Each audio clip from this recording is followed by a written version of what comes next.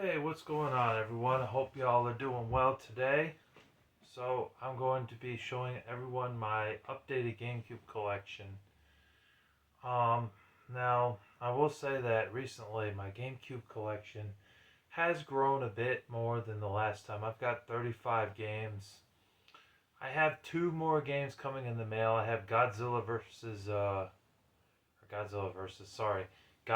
Save the Monsters or something.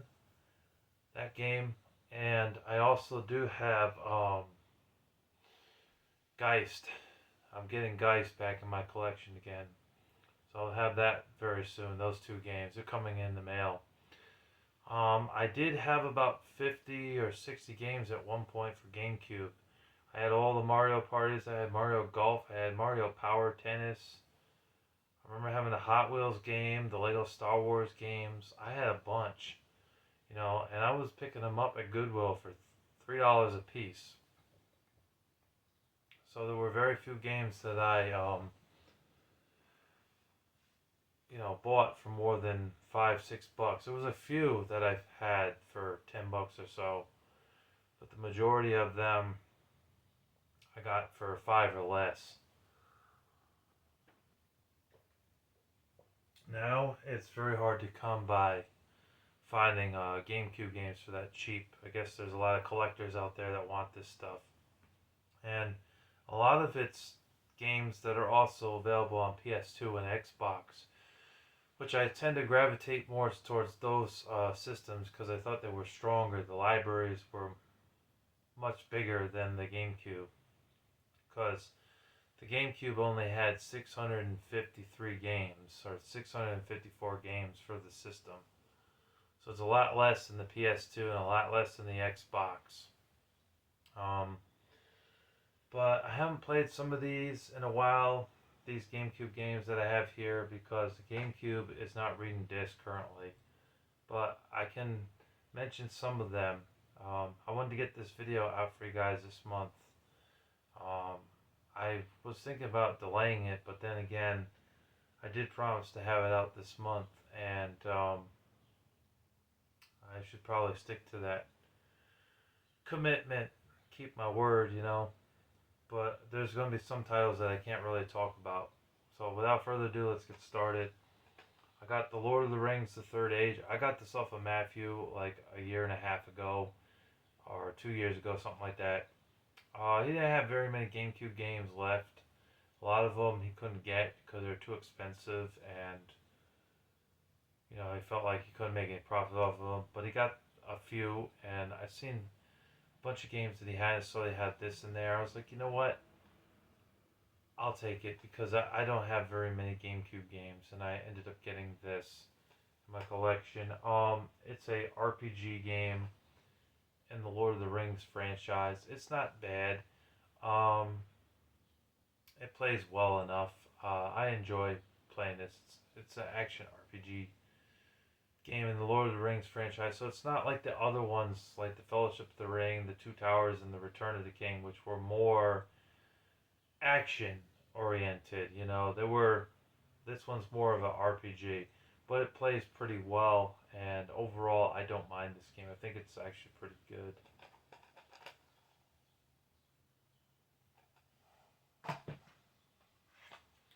Next up, we have X-Men Next Dimensions. I don't have the manual for this one, but this was a pretty good game. It's a fighting game in the X-Men franchise. It's also available on Xbox and PS2, but I have the GameCube version here. I think the GameCube version's a little bit more money. I think it's around a $20 game, since it's GameCube. But it's a pretty good game. I like it. You can play as Wolverine. You can play as Storm, Cyclops. You can play as Professor Xavier. I think you can play as Jubilee in this game. You can play as Juggernaut too. You can play some of the bad guys: Toad, Juggernaut, Mystique, Magneto. And that's what it is. It's an X-Men fighting game. Um, yeah, it was pretty good. I liked it. Not bad for fighting game. I like to play as Wolverine or Nightcrawler the most in this game. I think Gambit is also in this game as well.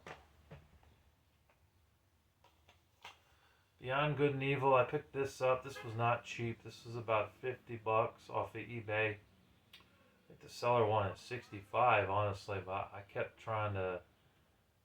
I think I sent the seller an offer for 40, and the seller wouldn't take that. We were going back and forth a little bit, and I got it to about I think $45 or $46, and the seller took that, but it ended up being about 50 with the eBay tax and a little bit of shipping, or $51. You know, so not cheap for this game. This game is available on PS2 as well. It's an action adventure game. I've seen gameplay on it, I've heard good things about it. They were supposed to make a sequel to this game, but we ended up getting Beyond Two Souls, which I don't think is the same game as Beyond Good and Evil. I think it's something entirely different. The character is not the same. And Beyond Good and Evil 2 just never came out. I don't know why. They kept delaying the game, promising it to be on PS3 or PS4, and it never came out. Unless by some strange reason I'm wrong, but I'm pretty sure that I'm right, that it never came out. So it's been delayed so many times, and I don't know when they're going to be putting the second game out. I have not played this game. I haven't had a chance to play it, and plus my GameCube is not working right now, so I wouldn't be able to play it right now. But I have seen gameplay on it, and it looked like something that was right up my alley, so I decided to get it, because I don't have a lot of GameCube games currently, you know. Oh, I almost forgot to mention, I had a Resident Evil 4 GameCube at one point, and I really wish I had it, because I think it's rare now. I picked it up years ago at a pawn shop when GameCube was pretty much dead. Like 2008 or 2009 when GameCube just stopped making games altogether. And GameCube was like, you know, nobody was buying it, but I bought it for $50 with Bloody Roar, Primal Fury, and I bought two other games. I bought X-Men, an X-Men game, Wolverine's Revenge, that's it. And I bought Star Fox Adventures that day. It was all for like $65. Really good deal. But that GameCube I don't have anymore. I traded it in when I was really low on cash and stuff, and I had to get rid of it, unfortunately. Well, I think it's rare now, and it's worth a lot of money, because I don't see very many of them on eBay. You know, it's crazy. And then later on, I got another GameCube. I think it was a blue one. I might be mistaken, but it might have been a blue GameCube. Or no, it was a silver one. And I had that for a long time, and then I passed it on to Ricky because I had gotten a Wii that could play GameCube games, so I didn't need the GameCube. Gave it to my friend as a birthday gift. Now, years later, I got another one, and it's working. It was working for a while, but then the stupid reset button got caught. Now it's just not working. It came with 5 games. It came with this game right here, and it came with The Incredibles, Rise of the Underminer, and then it came with like a golf game, Tiger Woods PGA Tour 2003, and I think a Madden game. Just, I didn't keep either one of those sports games either. I got rid of those. I traded those in, even though I only got like 50 cents for them. I didn't really care because I didn't want them in the collection. Anyways, I got Magical Mirror starring Mickey Mouse. This game's okay. I wasn't really blown away by it. It's like a cartoony, like, kiddie platformer type of game. There's a lot of mirrors and stuff in the game. It kind of has like a Mario 64 type of feel to it, but with Mickey Mouse instead. It's alright. I got it in this case. No manual, and not the official case. In fact, I think when I got this case, the case was in poor shape, so I had to switch out the case. Dave Mirra Freestyle BMX 2. For a bicycle game where you go around doing tricks and stuff, it's actually pretty good. It's also available on PS2 and Xbox. I like this game. Rest in peace to Dave Mirra. A shame that he committed suicide. This was actually a pretty fun sports game. I like the two-player mode in this game too because in the two-player mode you could do a lot of cool stuff, and it was competitive going against your friends and stuff playing this game. It plays very similar to Tony Hawk, but basically on a bicycle instead of a skateboard. I liked it. Not bad. And I liked some of the music in there too. You had a Gangstar song in there, Moment of Truth, Tribe Called Quest. I think there was a band called Social Distortion. Sublime's in this, you know. And Rage Against the Machine was also in this, so it was a good soundtrack. Oh yeah, I forgot. Godsmack and Sum 41. It also says that on the back there. That Godsmack and Sum 41 were on this soundtrack. There's like 10 or 11 different songs. Pretty good soundtrack. Overall, pretty good sports game. Then we have Matt Hoffman's Pro BMX 2. Another cheap game on GameCube. Both of these games could be had for around $10 to $15. And for that price, it's really not a bad deal. Especially when GameCube games are not cheap. They do cost a lot of money, you know, a lot of them. The Marios and the Zeldas, the Donkey Kongas, and Lost Kingdoms 2. That game's really expensive too for RPG. That one's over $150, maybe $200 for a copy. It's just crazy. But this is another sports game. It's another bicycle game. The soundtrack in this was okay. I like the song by Swollen Members, Fuel Injected. That's my favorite song on the album, the soundtrack. The, you know, doing tricks and stuff seems to work pretty well. I didn't get very far in it. I got to like maybe the second level. Yeah, it was a decent bicycle game. I don't know if it's as good as Dave Mirror though. Um, but it still kept its arcadiness to it. It wasn't realistic, so it was still a pretty fun game. And I like some of the music soundtracks, as I said before. So overall, not a bad game. Um, Game does have like blood in the game because of when you fall, but it's so pixelated, it's like you can barely see it. I'm surprised at that. Like, I mean, it's rated T for blood, mild lyrics, and violence. But I don't know. There's just like little small depictions of blood. You can barely see it. So I'm surprised they put that in there. You know, that's just a bonus to add to this. It's not a make or break for the game. But yeah, anyways, not bad. Star Wars Rogue Squadron 2 Rogue Leader. Very good game. I'm not really into flying games. I could never really get into them. Flight simulator games just bore me for some reason. It's like my least favorite genre of game besides sports games. But this one's pretty good. I like it. Maybe it's because it's Star Wars that I enjoy it. Plus the graphics are just fucking kick ass. They're fucking mind blowing. Like I couldn't believe it how good they look. Even to this day, the graphics in this game just wow. I was blown away. Like the first one, the graphics are okay for N64, but with this one, the graphics just blew me away. I mean, even 20 years later, well, this game came out in 2003, so actually it was 22 years later. Still pretty good for graphics, and the gameplay is still pretty good.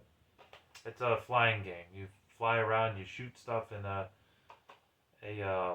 R-wing is what they call it, or X-wing. It's not an actual helicopter or plane, but in Star Wars it's like an X-wing type of fighter thing. That thing that you see on the front. But overall, yeah, very good game. I like it. It's one of the best games on GameCube in my opinion. You guys should check out that video if you haven't seen it. I did a top 15 best GameCube games. I think that made the list. Here, next up we have Jeremy McGrath's Supercross World. And it looks like I have this with the manual and the disc. This is a really cheap game still to this day. I mean, it's only like $8 for a copy, or $7 for a copy. That's really cheap for this game. And it's actually not a bad game. It's a racing game on motorcycles, you know.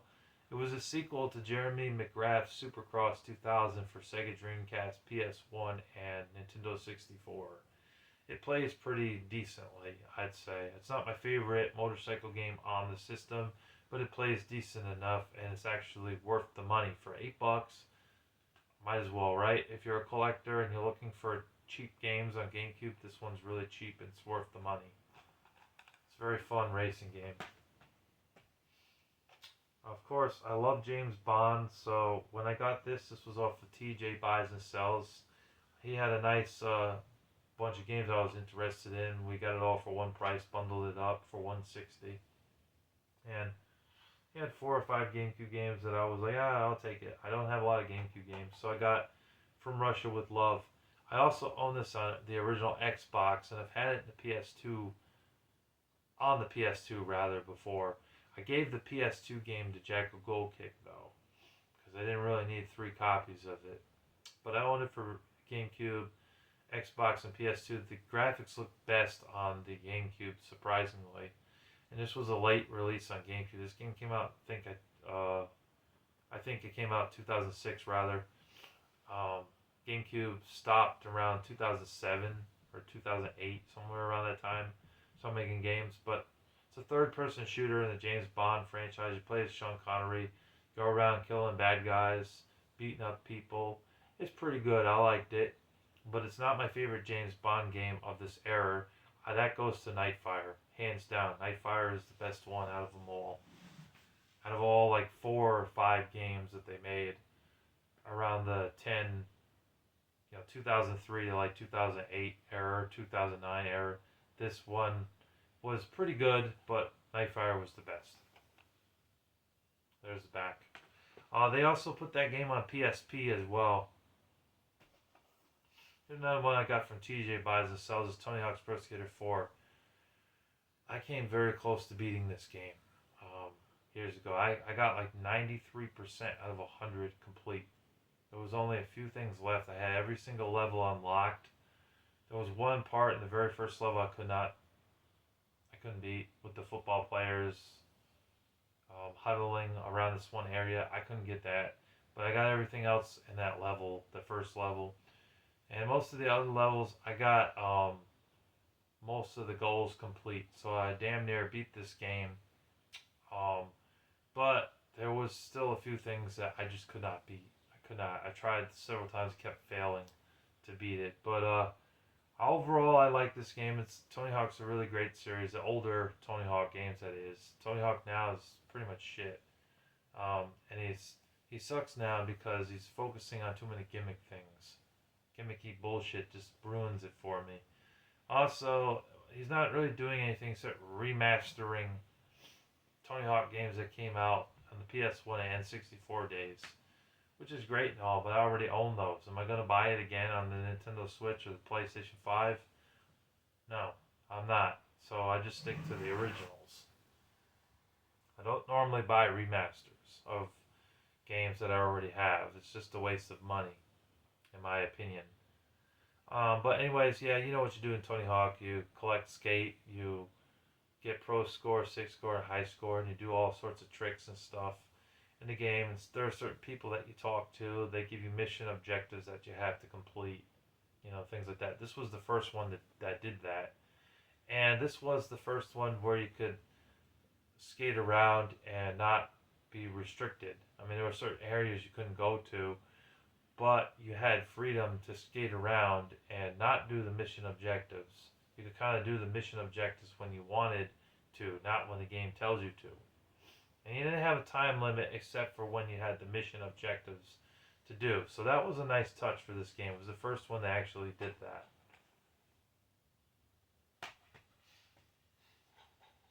Metroid Prime.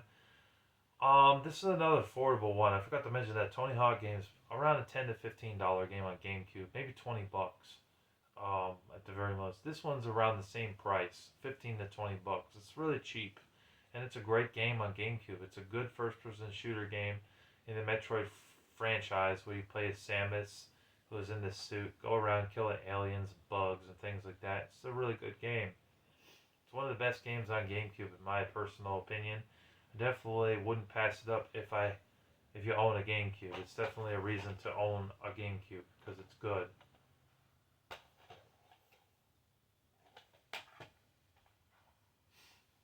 This next game, I got this game for about 40 bucks. The game's really expensive though. It's like 70, 80 bucks. I get it. It's one of the best games on GameCube, but it just wasn't in my price range. But I ended up getting this game with just the case.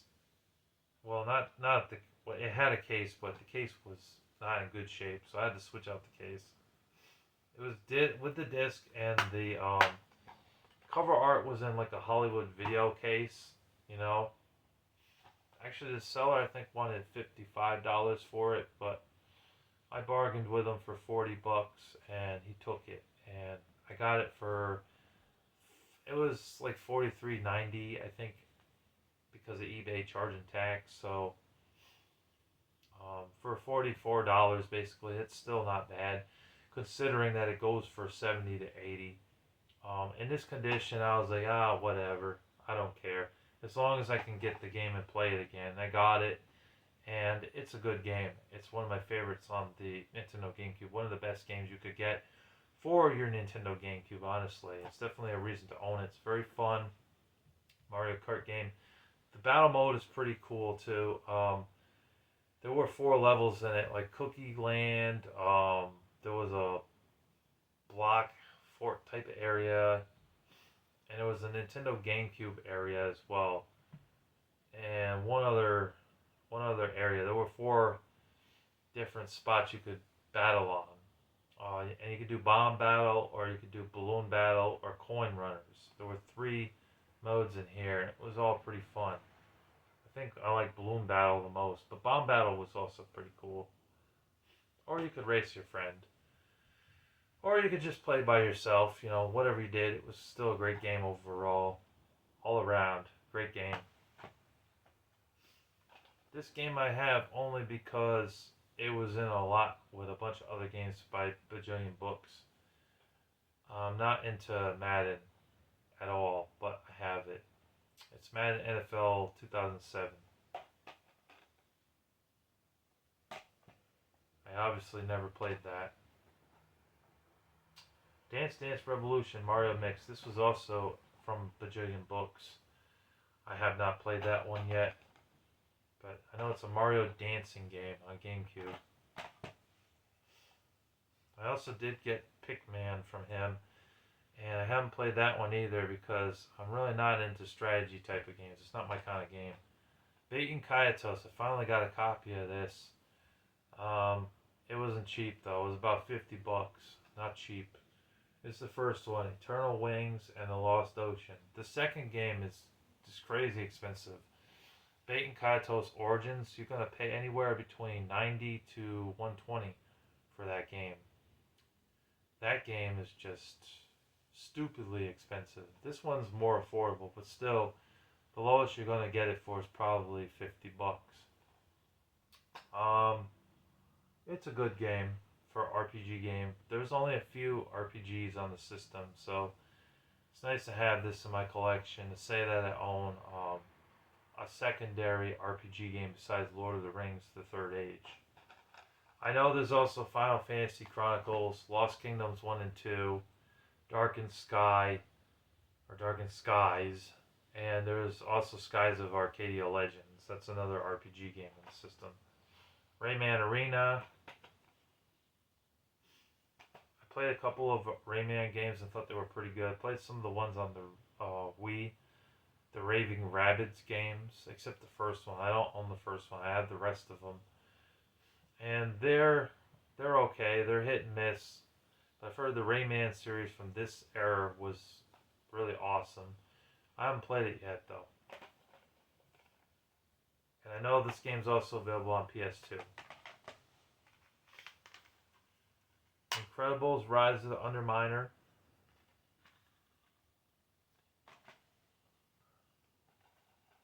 Turok Evolution, very good first-person shooter game for the GameCube. It's also on PS2 and Xbox.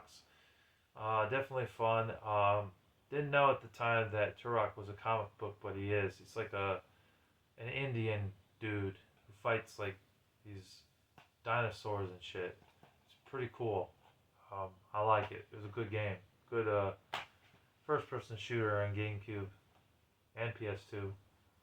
Splinter Cell Double Agent. This was a late release on the GameCube. It's also on the Wii, PS2, Xbox, and also Xbox 360. It's a good game. It's a good stealth game. I like it.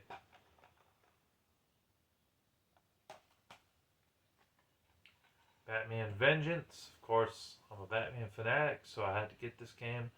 I think it was based off the late, was in the like 90s TV show. I think it was based off of that.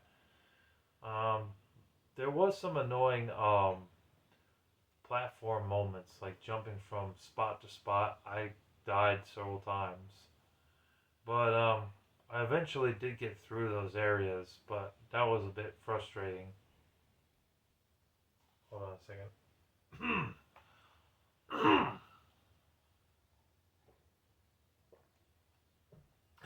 It was a bit frustrating, but there is a lot of challenge in this Batman game for sure, but it's not a bad game overall. So that's what I can say about that. Here's Pikmin. Don't have Pikmin 2 if you're wondering. Resident Evil 0.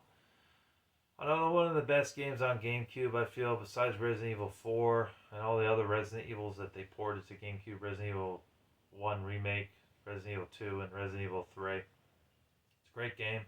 You gotta get used to the controls, though, because it still plays like a tank. They control like a damn tank. But if you can get past that part, it's a good game. You play as Rebecca in the game, and you're fighting the zombies in the first part of the game on the train. First time I played this was actually the first Resident Evil game I played. It scared the hell out of me. Excuse me. Scared the hell out of me, but I eventually got past that part and just started getting through the game and find out what I'm supposed to do. Started getting really good at Resident Evil. Now Resident Evil isn't as scary to me. I think Silent Hill is more scarier than Resident Evil, to be honest with you. But it's a great game. And later on you team up with Billy. He's a convicted killer, but you have no choice but to team up with him because you almost die. I mean, there's a monster that literally comes close to killing you, but Billy steps in and saves you. And tells you, you better work with me, please, because if you don't, you're going to be dog food, basically. Like a little worm on a big hook. So she agrees, takes a walkie-talkie from him, and they communicate. And then there are certain parts where they actually work together and fight the monsters and stuff and kill them. It's good. Collecting the herbs to save your life if you get bit, because you can only take a few hits, and finding ammo lying around in certain areas of the game to help you out. And you do get like bats and crowbars and stuff to also defend yourself. And you find keys to unlock doors, things like that. So that really adds to it. It's a great survival horror game. I definitely recommend it if you have a GameCube. Or if you have a Nintendo Switch, because that game, or PS4, because it's also on those two consoles as well. They remastered that, and they remastered it with the first game. Mario Party 7, I got this off of TJ Buys and Sells. Made a custom-made cover art because he sold it to me loose disc. He wanted $50, I think, for it. I wasn't going to pay $50. I offered him $30 for it, and I think at first he wanted to offer it to me for $40. But I was like, nah, dude, it's loose disc. If it was complete, I'd give you more. I think I went up to 32 and he took it. So I have it loose disc. Slightly scratched, but it looks like it'll play fine. It's a great game. Great Mario Party game. Alright, let's finish this. We're almost done. This one I got from my friend Joseph. I also own it for PS2. It's Spider-Man 2. It's a great licensed game. It's one of my favorite games. For licensed games, it really does play well. You do feel like you're playing as Spider-Man, and it's a really good time and it proved that licensed games around this era don't all have to suck. There can actually be ones that don't suck, and this was one of them that was really quite a surprise and quite enjoyable to play. MX Superfly, very good racing game, very fun. It has Ricky Carmichael on the front as well. It's also available on PS2. I own the PS2 version, but sadly it would not play my PS2, so I can only play the GameCube version. I'm sure there are slight differences between the two, but overall they're mainly the same game. It is nice to have this on GameCube. It is a motorcycle racing game. It's pretty good. Crash Nitro Kart, good game. I like it. I also have it on PS2. Um, Basically, you, Crunch, and Coco, the three of you work together to stop the evil Cortex. They are forced to race in these different races, and if you beat the bad guys, then you get a star. You have to basically gain control. One thing I will say that was nice about this game is, say I'm in like third place and Coco is in first place and someone in the middle is in second that's on the bad guys team. If she places first, even though I didn't get in first place, the game still allows you to win. That was very nice. I didn't expect that to happen. So it's nice. So if Coco or Crunch comes in first place and I don't, we still win. So that's nice. I also enjoy the two-player mode in this game. It's good to have battles, have that Mario Kart style to it, but in the Crash Bandicoot form, fight each other in battle mode. That was pretty cool as well.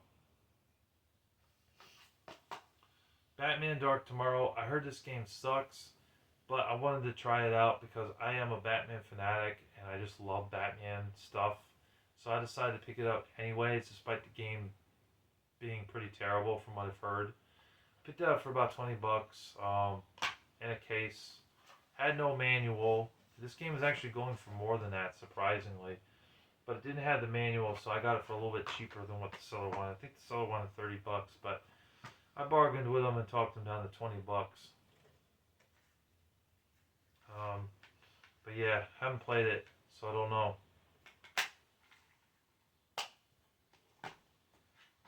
Got Need for Speed Underground 2. Have not played it. I'm going to eventually play that.